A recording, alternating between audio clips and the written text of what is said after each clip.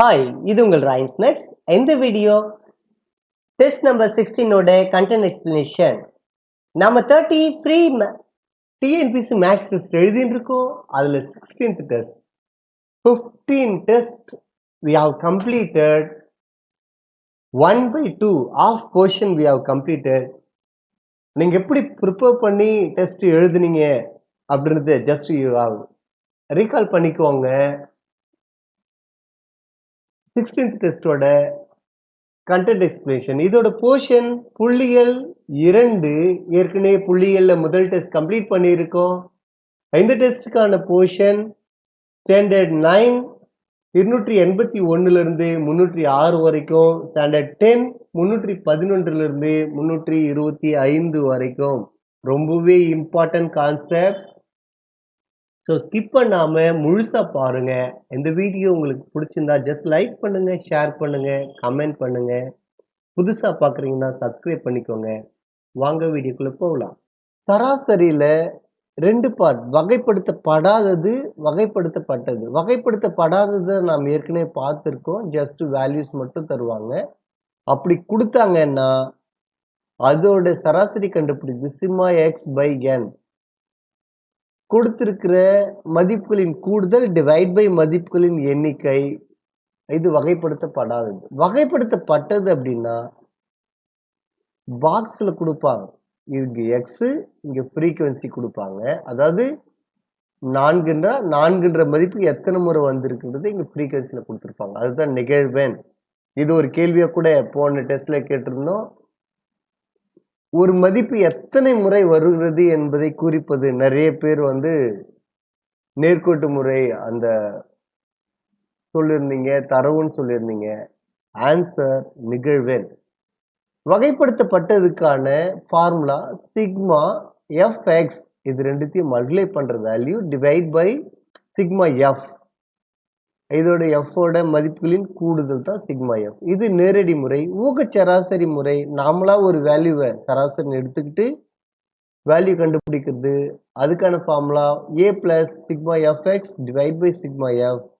படிவிலக்க முறை. இந்த படிவிலக்க முறை எங்க பயன்படுத்துவோம் அப்படின்னா,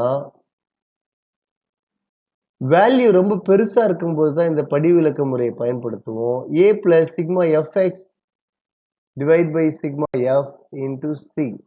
ஸோ இந்த வேல்யூஸ்க்கான ஃபார்முலாஸ் மட்டும் தெரிஞ்சுக்கோங்க. It's NF. நாம சம்குள்ள போயிடலாம். சராசரியிலிருந்து அனைத்து உறுப்புகளின் விலக்கங்களின் கூடுதல் 0 ஆகும். இப்போ 4 மதிப்புகள் இருக்கு. அதோட சராசரி நாம கண்டுபிடிக்கிறோம். இந்த சராசரியிலிருந்து இது ஒவ்வொன்றுத்தையும் கழிச்சுட்டு எவ்வளவு விலகி இருக்கு அதை கூட்டணும் அப்படின்னா ஆன்சர் 0வா தான் இருக்கும். ஸோ இதுதான் ஃபர்ஸ்ட் கான்செப்ட். தரவில் ஒவ்வொரு உறுப்பினும் ஒரு மாறா உறுப்பு கேவை கூட்டினாலோ அல்லது கழித்தாலோ அதன் சராசரியும் மாறா உறுப்பு கே அளவு கூடும் அல்லது குறையும். இது ஏற்கனவே நாம சராசரிக்காக ஒவ்வொரு மதிப்புலையும் ஒரு மதிப்பு கூட்டுறீங்க அப்படின்னா சராசரியும் அதே மதிப்பு கூடும். கழிச்சா சராசரியிலிருந்து கழியும்.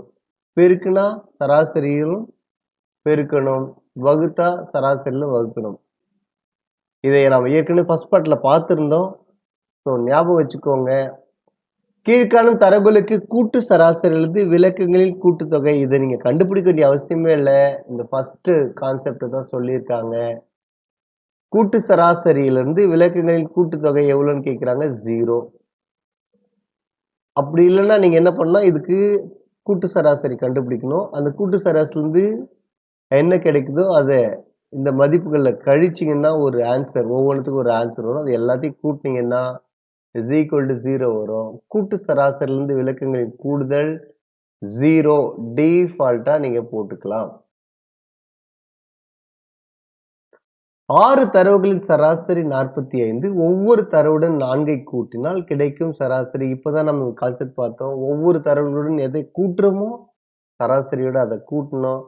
ஸோ சராசரி 45 இல்லையா, 45 பிளஸ் 4 is equal to 49. புதிய சராசரி 10 தரவுகளின் சராசரி 48. ஒவ்வொரு தரவுடன் 7ஐ கழித்தால் இங்க எத்தனை தரவுகள் கொடுத்துருக்காங்கன்றது நமக்கு கவலை இல்லை. ஒவ்வொரு தரவுடன் 7ஐ கழிக்கிறாங்க.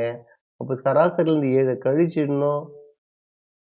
41 புதிய சராசரி.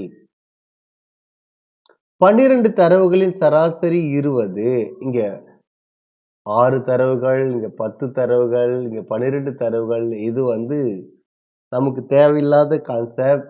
சும்மா கொடுத்துருக்குறாங்க உங்களை கன்ஃபியூஸ் பண்றதுக்காக. சராசரி 20. 6ஆல் பெருக்குறாங்க. அப்ப புதிய சராசரி ஒவ்வொரு தரவுடன் 6ஐ பெருக்கினால் சராசரியுடன் 6ஐ பெருக்க வேண்டும். 2 12 120. 30 தரவுகளின் சராசரி 16. ஒவ்வொரு தரவையும் 4ஆல் வகுக்கிறாங்க. அப்ப சராசரி 4ஆல் வகுக்கணும். = 4. இந்த கொஸ்டின் நீங்க பாருங்க, ட்ரை பண்ணுங்க. 4 எண்களின் மதிப்புகளில் கொடுக்கப்பட்டுள்ளன. 4 எண்கள் மதிப்புகளில் கொடுக்கப்பட்டுள்ளன. ஒவ்வொரு எண்ணையும் விடுத்து கிடைக்கும் மற்ற 3 எண்களின் கூட்டு சராசரிகள் முறையே 45, 60, 65, 70 எனில் அந்த 4 எண்களின் கூட்டு சராசரி. 4 எண்கள் நாம இத A, B, C, Dன்னு வச்சுக்கலாம். ஒரு எண்ணை விட்டுட்டு மற்ற எண்களின் கூட்டு சராசரி B plus C plus D by 3 is equal to 45. அப்போ இப்போ B-யை விட்டுருவோம். A plus C plus D by 3 is equal to 60. அதுக்கடுத்து C-யை விட்டுட்டோம்னா A plus B plus D by 3 is equal to 65. இப்போ D-யை விட்டுடலாம். A plus B plus C by 3 is equal to 70. இந்த மாதிரி கேள்விகள் தான் ரிப்பீட்டடா கேட்குறாங்க. இந்த பாக்ஸில் போட்டு கொடுக்குற கொஷின்ஸ். ஸோ அதுக்கு நான் இம்பார்ட்டன்ஸ் கொடுத்து எல்லா சம்ஸுமே நடத்தின்னு இருக்கேன். நீங்கள் அதை மிஸ் பண்ணிடாதீங்க. சம்ஸை முழுசாக பாருங்க. 3ஆல் மல்டிப்ளை பண்ணோம் அப்படின்னா B plus C plus D is equal to 3 12 3 15 135. இங்க A plus C plus D is equal to 3 18 180. A plus B plus D is equal to 3 18 195. A plus B plus C is equal to 3 21. இப்போ எல்லா வேல்யூவும் நம்ம கூட்டணும் அப்படின்னா A A A 3A இருக்கும்.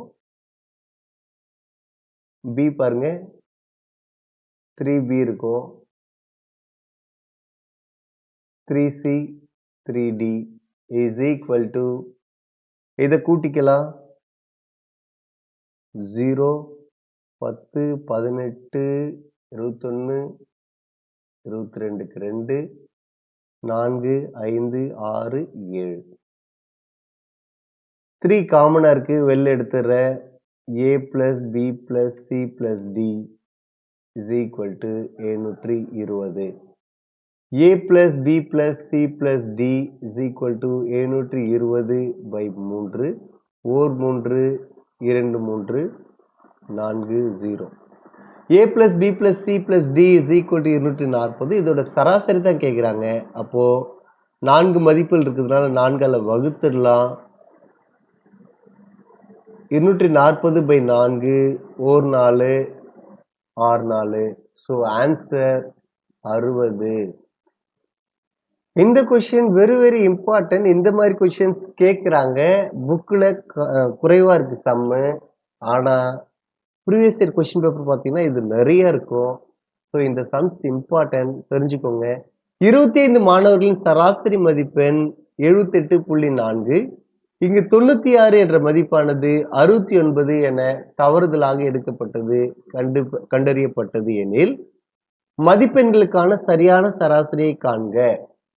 25 மாணவர்களின் சராசரி மதிப்பெண் கொடுத்துருக்காங்க இல்லையா? சராசரின்றது ஈக்குவலி டிஸ்ட்ரிபியூட்டட், அதாவது சமமா பகிர்ந்து கொடுக்கறது தான். ஒருத்தவங்க கிட்ட 2 சாக்லேட் இருக்கு, ஒருத்தவங்களுக்கு 6 சாக்லேட் இருக்குன்னா ரெண்டுத்தையும் சேர்த்துட்டு 2 6 சேர்த்தா 8 வரும்.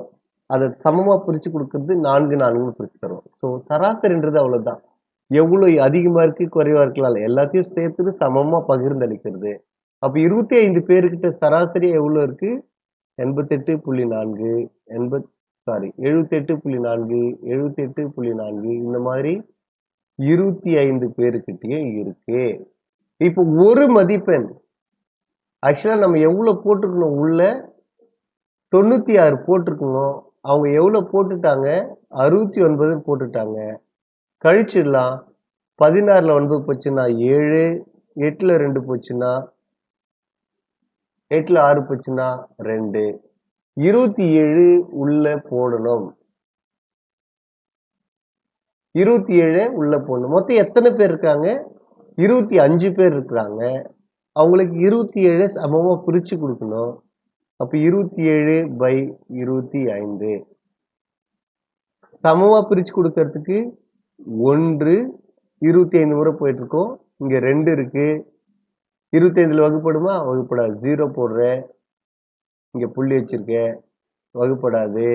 இன்னொரு 0 போடுறேன். எத்தனை முறை போகும்? 8 முறை போகுமா?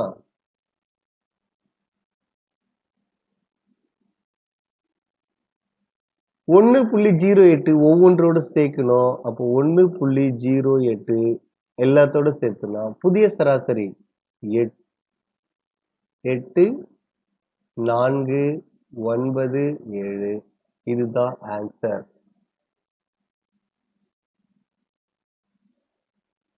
இந்த மெத்தட் புக்ல இருக்காது. நீங்க இத ரிலேட்டட் சம்ஸ் ஒர்க் அவுட் பண்ணி பாருங்க. அப்போதான் அது உங்களுக்கு யூஸ்ஃபுல்லா இருக்கும். ஒரு இடத்தின் ஒரு வார குளிர்கால வெப்பநிலை கொடுத்திருக்காங்க. சராசரி வெப்பநிலை காண்க. இது ஏற்கனவே ஃபர்ஸ்ட் பார்ட்ல பார்த்திருக்கோம். இதை நீங்க ஒர்க் அவுட் பண்ணுங்க.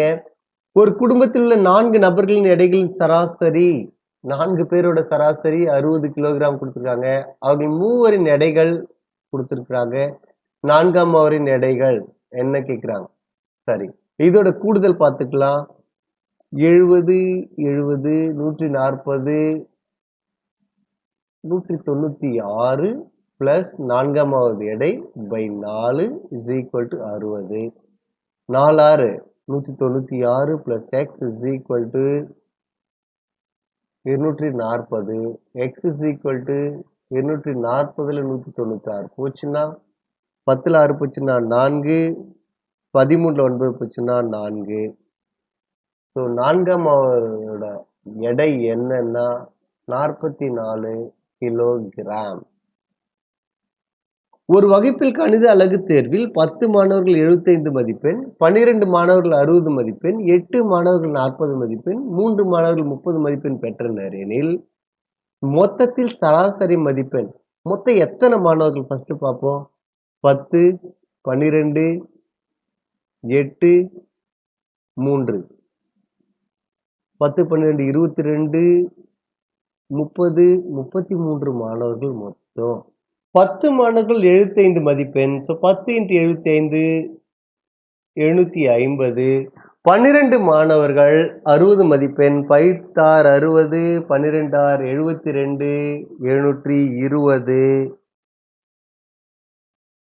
பிளஸ் 8 மாணவர்கள் 40 மதிப்பெண் 320 பிளஸ் 3 மாணவர்கள் 30 மதிப்பெண். So 90 33 is equal to 1880/33.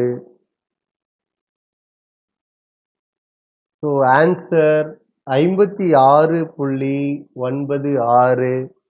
இடைநிலை அலகு மீடியன் ஏற்கனவே நம்ம இதுக்கு முன்னாடி கண்டென்ட் எக்ஸ்பிரஷன் வீடியோல பார்த்திருக்கோம். இடைநிலை அளவு அப்படின்னா லிட்ரலா சென்ட்ரல் வேல்யூ கண்டுபிடிக்கிறது. கொடுத்திருக்கிற டேட்டா அதோட இடைநிலை அளவு கண்டுபிடிக்கணும்னா முதல்ல அதை ஏறு வரிசையிலயோ இறங்கு வரிசையிலயோ எழுதணும். அதுதான் first step, very important step. எழுதிட்டு அதுக்கு அடுத்து சம பாகங்களா பிரிக்கிறது, நடுவுல இருக்கிறத கண்டுபிடிக்கிறது தான். ஸோ இதுக்கு பொசிஷனல் ஆவரேஜ் அப்படின்ற பேர் இருக்கு, கேட்பாங்க. கீழ்கண்டவற்றில் நிலையான சராசரி எது அப்படின்னு கொடுத்துட்டு சராசரி இடைநிலை முகடு வீச்சுன்னு கொடுத்தாங்க அப்படின்னா இடைநிலை அளவு தெரியணும். ஸோ பொசிஷனல் ஆவரேஜ்ன்றது இடைநிலை அளவை குறிக்குது. இங்க பாருங்க 11 வீரர்கள் எடுத்த ஓட்டங்கள் கொடுத்திருக்கிறாங்க, அவற்றின் இடைநிலை கேட்கிறாங்க.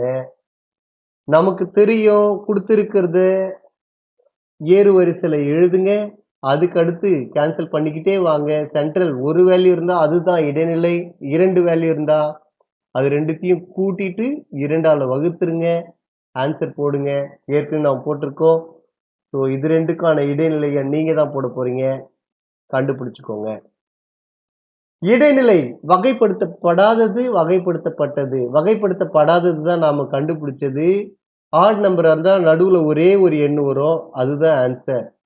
ஈவன் நம்பர் இருந்தா நடுவுல 2 எண் வரும், அது 2 எண்ணையும் கூட்டிட்டு 2ஆல வகுத்துருவோம்.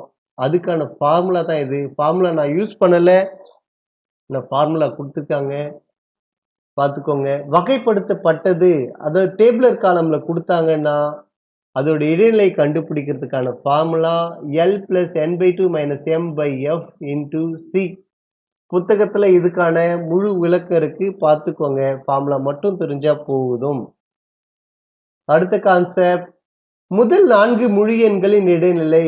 முழு எண்கள் ஸ்டார்டிங் வித் 0, 0, 1, 2, 3. 4 முழு எண்களின் இடைநிலை. கேன்சல், நடுவுல 2 இருக்கு. 1 plus 2, 3, 3/2 is equal to 1.5 is the answer. முதல் 4 முழு எண்களுடன் முதல் 4 முழு எண்கள் 0, 1, 2, 3 இதான் 4 முழு எண்கள். இதோட 4 சேர்க்கும் போது இடைநிலை எவ்வளவுன்னு கேக்குறாங்க. இப்போ கேன்சல் பண்ணுங்க. நான் ஏன் டைரக்டா கேன்சல் பண்றேன்னா ஆல்ரெடி இது ஏறு வரிசையில இருக்கு, அதனால ஏறு வரிசையில எழுத வேண்டிய அவசியம் இல்லை. So answer 2. இரு இடைநிலை அளவுகளுக்கு இடையே உள்ள வேறுபாடு.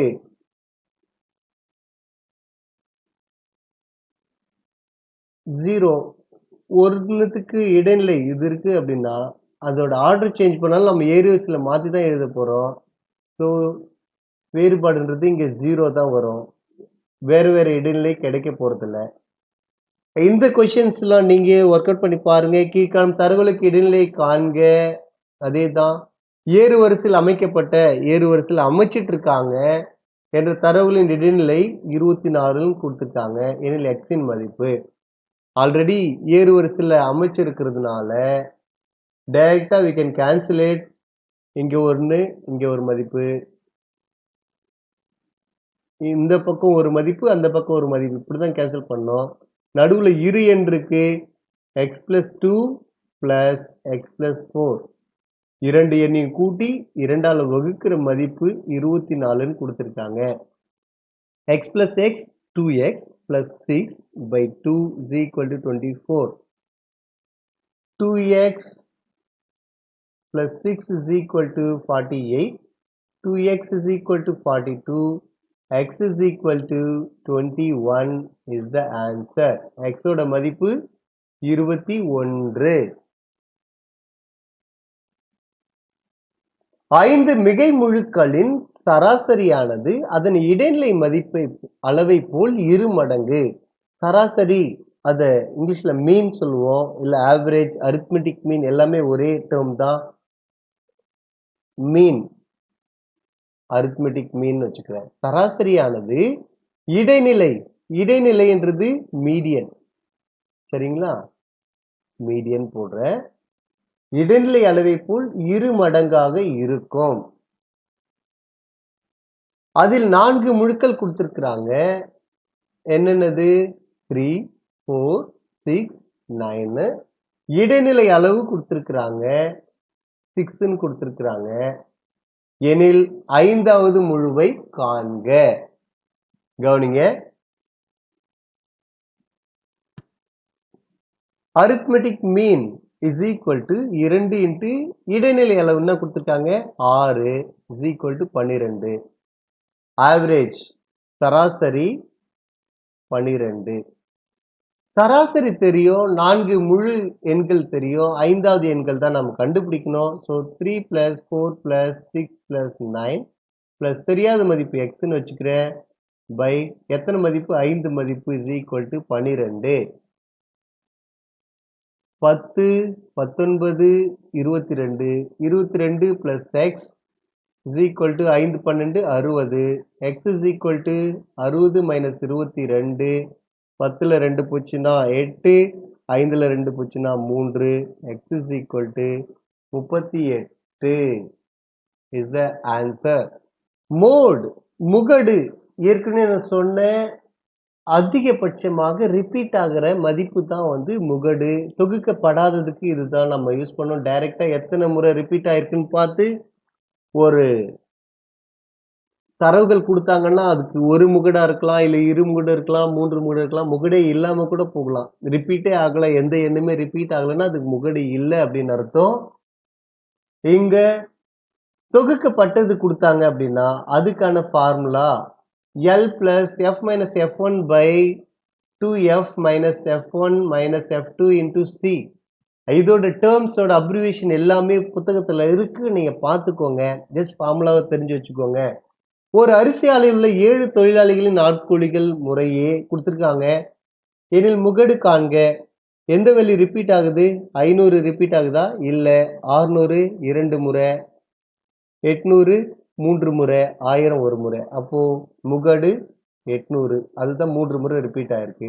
பின்வரும் எண்களின் முகடு 17 18 ரிப்பீட் ஆகல, 20 20 2 முறை ரிப்பீட் ஆகுது, இது 2 முறை, இது 2 முறை. அப்போ இதுக்கு மொத்தம் 3 முகடுகள் 20 21 22.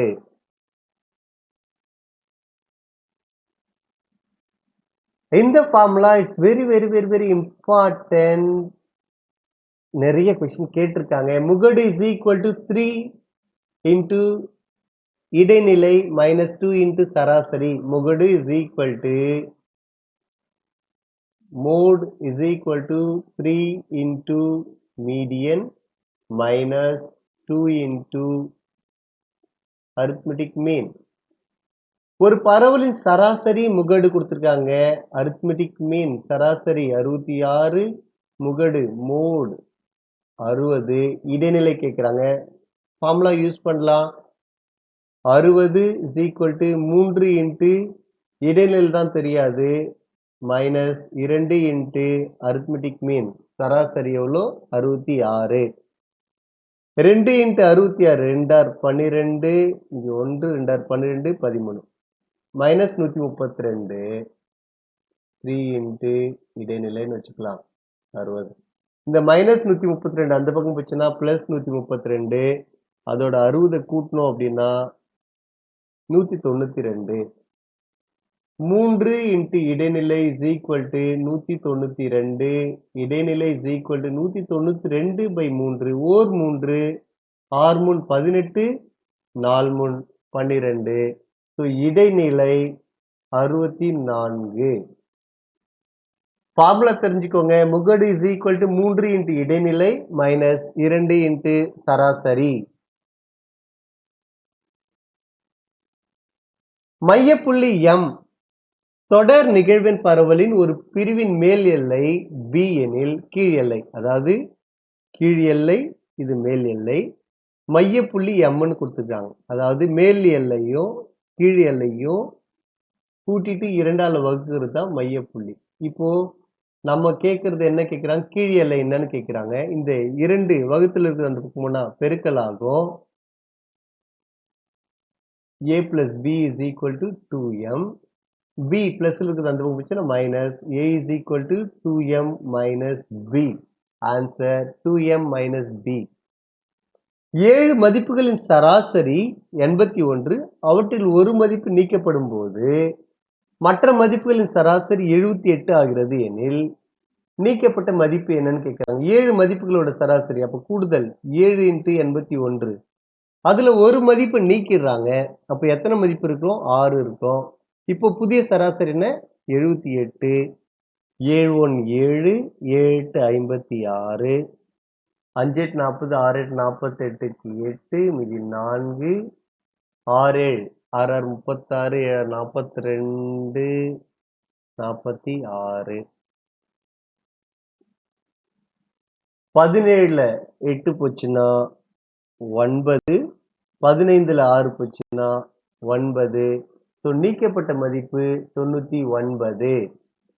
ஒரு தரவில் அதிக முறை இடம்பெற்றுள்ள உறுப்பின் மதிப்பு மோஸ்ட் ரிப்பீட்டட் கேட்கிறாங்க முகடு. பின்வரும் எண் தொகுதிகளில் சராசரி இடைநிலை முகடு ஒரே மதிப்பாக அமையும் தொகுதி எது?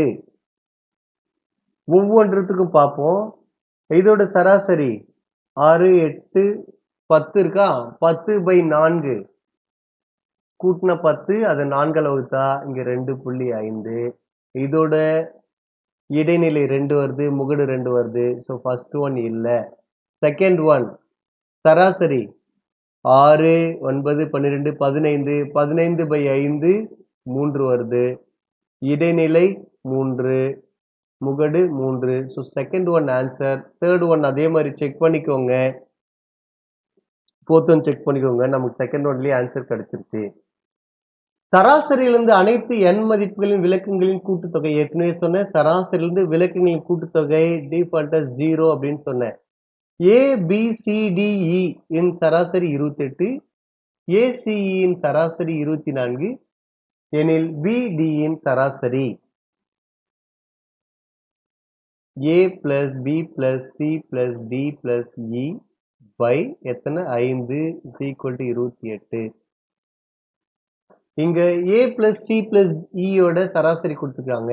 A plus C plus E is equal to 24. அப்போ A plus C plus E is equal to 3 into 24, 3 நாள் 12, இது 1, 3 2 6, 72. A plus C plus E யோட மதிப்பு 72. இதுக்கு பதிலா 72 போடுறேன். B plus D 72/5 is equal to 28. 72 plus B plus D is equal to 140. B plus D is equal to 140 72 போச்சுன்னா 68. இதோட சராசரி 2ஆல வகுத்துட்டோம் அப்படின்னா 34 is the answer. X, X plus 2, X plus 4, X plus 6, X plus 8 என்ற தரவின் சராசரி எண்ணில் 11 எண்ணில் முதல் 3 தரவுகளின் சராசரி கேட்கிறாங்க. இதோட சராசரி இது பாருங்க, கூட்டுத்தொடர் வரிசையில் 2 2ஆ கூட்டிக்கிட்டே போறாங்க. இதோட சராசரி 11 கொடுத்துருந்தாங்கன்னா இதுதான் சென்டர் வேல்யூ தான்.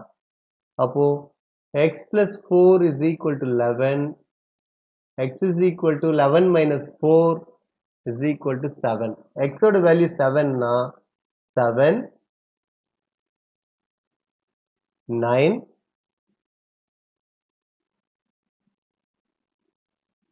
11. இதோட சராசரி 9. இதோட சென்டர் வேல்யூ தான்.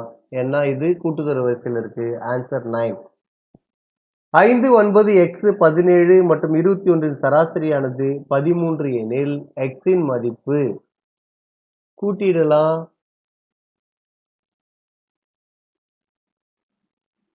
9 plus 21 30, 47, 52. 52 plus x by 5 மதிப்பு is equal to 13.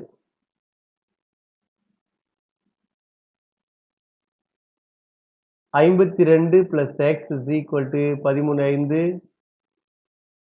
5 65. X is equal to 65ல 52 போச்சுன்னா 13 is the answer. முதல் 11 இயல் எண்களின் வர்க்கங்களின் சராசரி.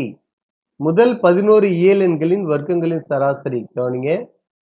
1 square plus 2 square and so on plus 11 square. இதோட சராசரி மொத்தம் எத்தனை எண்? 11 எண். இதுதான் கேட்குறாங்க. இதுக்கு நமக்கு ஃபார்முலா தெரியும். எண்ணியல்ல பார்த்துக்கோ. n into n plus 1 2n plus 1 by 6 இல்லைன்னா 11. 11ஓட அடுத்த மதிப்பு 12. 11 2ஆல பெருக்குனா 22. 22 plus 1 23 by 6 வரும். இங்க 6 இன்ட்டு இங்க கீழே ஒரு 11 இருக்கு. 11 11 cancel. 6 1 6 2 2 into 23 46 is the answer. ஒரு எண் தொகுப்பின் சராசரி கொடுத்திருக்காங்க. எண் தொகுப்பின் ஒவ்வொரு மதிப்பும் z என்ற எண்ணால் பெருக்கப்படும் போது, ஏற்கனவே சொல்லியிருக்கேன், பெருக்கப்படும் போது சராசரியும் பெருக்கிடணும். z into x bar is the answer. மையப்போக்கு அளவுகள், சராசரி இடைநிலை முகடு பார்த்து முடிச்சிட்டோம். இங்க பரவல் அளவைகள். பரவல் அளவைகள்ல வீச்சு, சராசரி விலக்கம், கால்மான விலக்கம், திட்ட விலக்கம், விலக்கு வர்க்க சராசரி, மாறுபாட்டு கெழு இருக்கு. இதுல ஒரு சிலர் தான் நம்ம இங்க பார்க்க போறோம். வீச்சுக்கான ஃபார்முலா மிகப்பெரிய மதிப்பு மைனஸ் மிகச்சிறிய மதிப்பு. வீச்சு கெழு largest value minus smallest value divide by L plus S.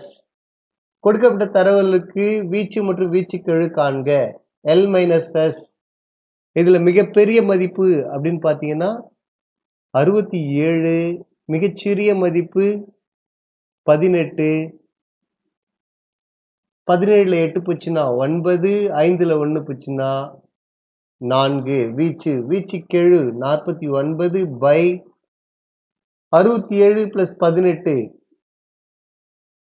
15 8 85. So L minus S by L plus S formula வச்சு நீங்க ஒர்க் அவுட் பண்ணி பாருங்க.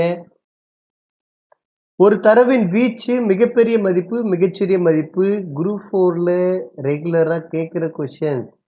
வீச்சு கொடுத்திருக்கிறாங்க is equal to L minus S.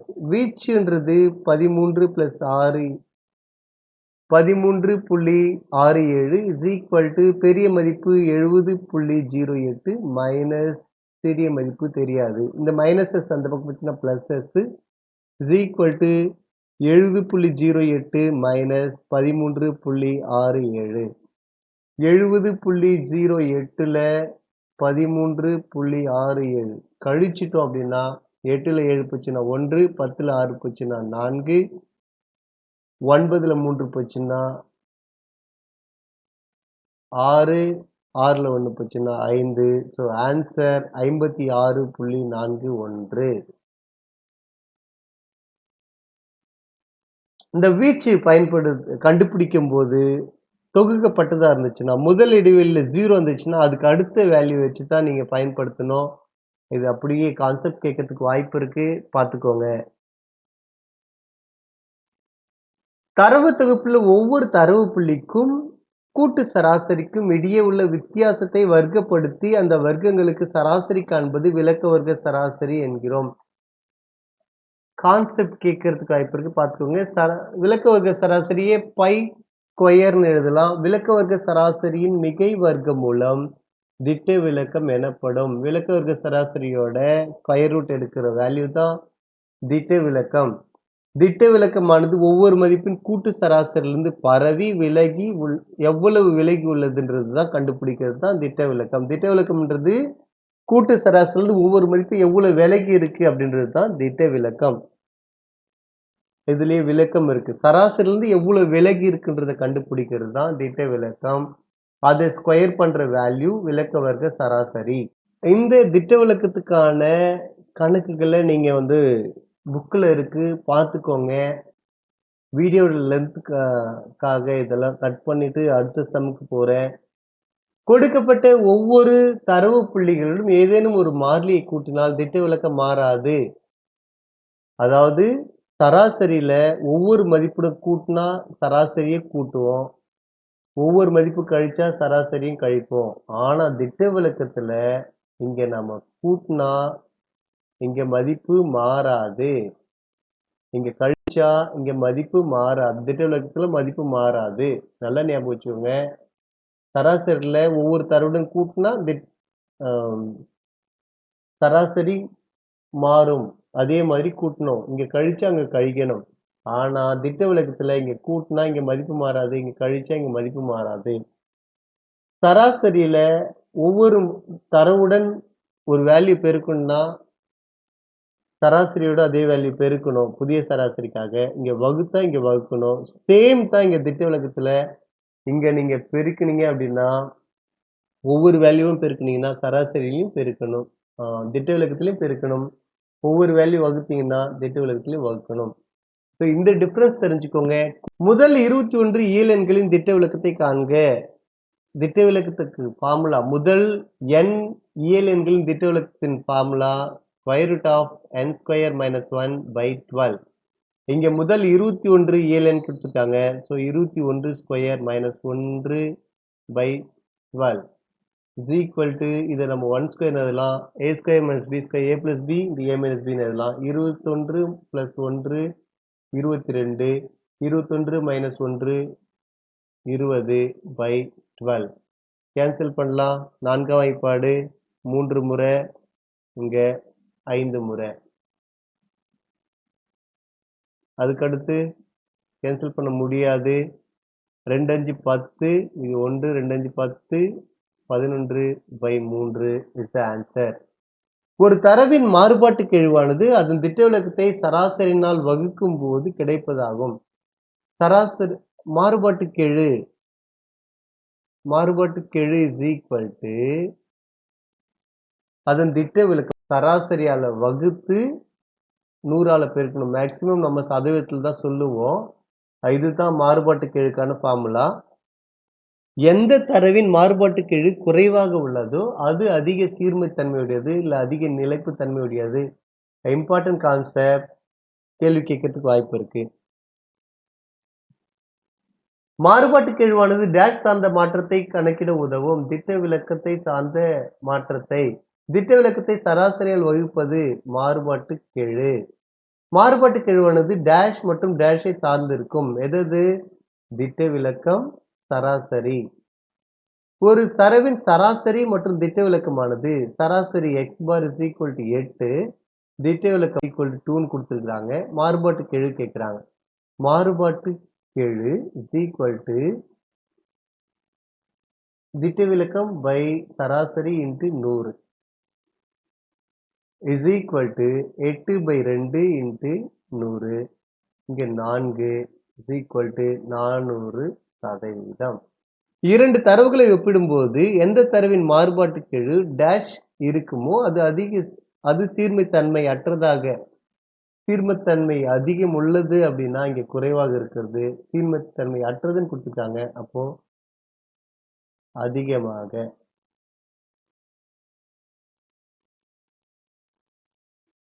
சராசரியானது இது எக்ஸ் பார். மாறுபாட்டு கெழு கொடுத்திருக்கிறாங்க, திட்ட விலக்கம் கேட்கிறாங்க.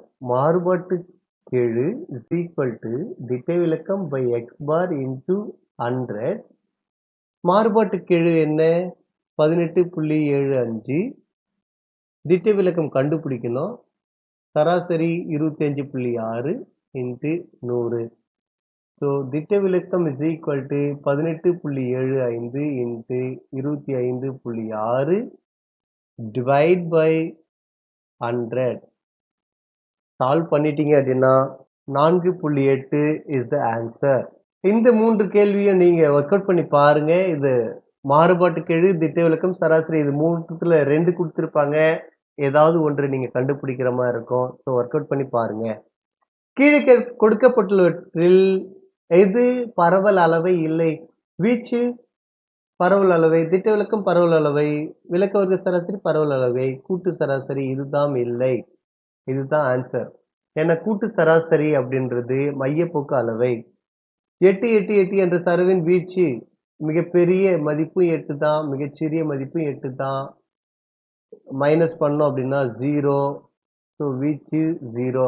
சராசரியிலிருந்து கிடைக்கப்பெற்ற தரவுகளுடைய விலக்கங்களின் கூடுதலானது ஏற்கனவே நான் சொல்லியிருந்தேன், டிஃபால்ட்டா 0. 100 தரவு புள்ளிகளின் சராசரி 40, திட்ட விலக்கம் 3 எனில் விலக்க வர்க்க சராசரியின் கூடுதலானது 1,60,900 ஆன்சர். முதல் 20 இயல் எண்களின் விலக்க வர்க்க சராசரியானது, திட்ட விலக்கம்னா ஸ்கொயர் ரூட் எழுதணும், விலக்க வர்க்க சராசரினா அந்த ரூட் எடுத்துட்டு எழுதணும்.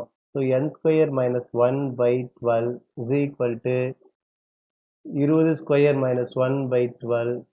So 20 plus 1, 20 minus 1 by 12. 21 into 19 by 12. மூன்றாம் வாய்ப்பாட்டில் இது 4, இது 7. இதை நீங்க சால்வ் பண்ணீங்க அப்படின்னா 33.25 இஸ் த ஆன்சர். ஒரு தரவின் திட்ட விலக்கமானது 3. ஒவ்வொரு மதிப்பையும் 5ஆல் பெருக்கினால், ஏற்கனவே சொன்னேன், பெருக்கினாலோ வகுத்தினாலோ திட்ட விலக்கத்தையும் அதே எண்ணால பெருக்கணும் இல்ல வகுக்கணும். இங்க 5ஆல பெருக்குறாங்கன்னா இங்க 5ஆல பெருக்கணும். 3 × 5 15. ஸோ புதிய திட்ட விலக்கம் 15. ஆனா இங்க நம்ம என்ன கேக்குறாங்க, விலக்க வர்க்க சராசரி. திட்ட விலக்கம்னு 15 அடிச்சிடக்கூடாது. விலக்க வர்க்க சராசரி கேட்குறாங்க. திட்ட விலக்கத்தை ஸ்கொயர் பண்ணா தான் விலக்க வர்க்க சராசரி. 15 square is equal to 225 is the answer. X y z ஆகியவற்றின் திட்ட விலக்கம் P எனில் 3x + 5 3y + 5 3z + 5 வேல்யூ கூட்டுறதுனால திட்ட விலக்கத்துல எந்த சேஞ்சஸும் வர போறதில்ல. So leave that. எதால பெருக்கி இருக்கிறாங்க? 3ஆல பெருக்கி இருக்காங்க. அப்ப திட்ட விலக்கத்தை 3ஆல பெருக்கினா மட்டுமே போதும். Answer 3P. ஒரு தரவின் சராசரி மாறுபாட்டு கெழு கொடுத்திருக்கிறாங்க. திட்ட விலக்கமானது மாறுபாட்டு கெழு is equal to திட்ட விலக்கம் by சராசரி into 100. மாறுபாட்டு கெழு 87.5% is equal to திட்ட விலக்கம் தான் கேட்குறாங்க. பை சராசரி எவ்வளோ? 4 × 100.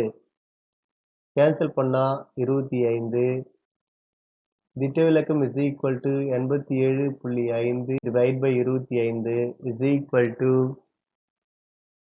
3.49. approximate value 3.5 is the answer. இதோட இந்த கண்டென்ட் எக்ஸ்பிளேஷன் வீடியோ முடியுது. நல்லா ப்ரிப்பேர் பண்ணுங்க. நம்மளுடைய கண்டென்ட் லேர்னிங் வீடியோவை முழுசா பாருங்க. பொசிஷனை ஃபுல்லாக ரிவைஸ் பண்ணுங்க. அதுக்கப்புறம் டெஸ்ட் எழுதுங்க. இது ரொம்பவே உங்களுக்கு யூஸ்ஃபுல்லாக இருக்கும். ஃபோர்த் கமிங் நோட்டிஃபிகேஷனுக்கு எக்ஸாம் வந்ததுக்கு அப்புறம் அந்த கொஷின் பேப்பரை வச்சு ஒவ்வொரு கொஷினும் எந்தெந்த கண்டென்ட் எக்ஸ்பிளேஷன் வீடியோவில் வருதுன்றதை நான் எக்ஸ்பிளைன் பண்ணுவேன். ஆனால் அதுக்கப்புறம் நீங்கள் பார்த்து கஷ்டப்படுறது வேஸ்ட். அதனால இப்போத்துலேருந்தே முழுசாக நீங்கள் ஃபுல் பிளட்ஜோட ரிவைஸ் பண்ணுங்க. இந்த வீடியோ உங்களுக்கு பிடிச்சிருந்தா லைக் பண்ணுங்க, ஷேர் பண்ணுங்க, கமெண்ட் பண்ணுங்க. புதுசாக நீங்கள் பார்க்குறீங்கன்னா சப்ஸ்கிரைப் பண்ணி பக்கத்தில் பெல் பட்டனை கிளிக் பண்ணி ஆல் செலக்ட் பண்ணிக்கோங்க. அப்போ தான் உங்களுக்கு அடுத்தடுத்த நோட்டிஃபிகேஷன் இமிடியேட்டாக கிடைக்கும். தேங்க்யூ.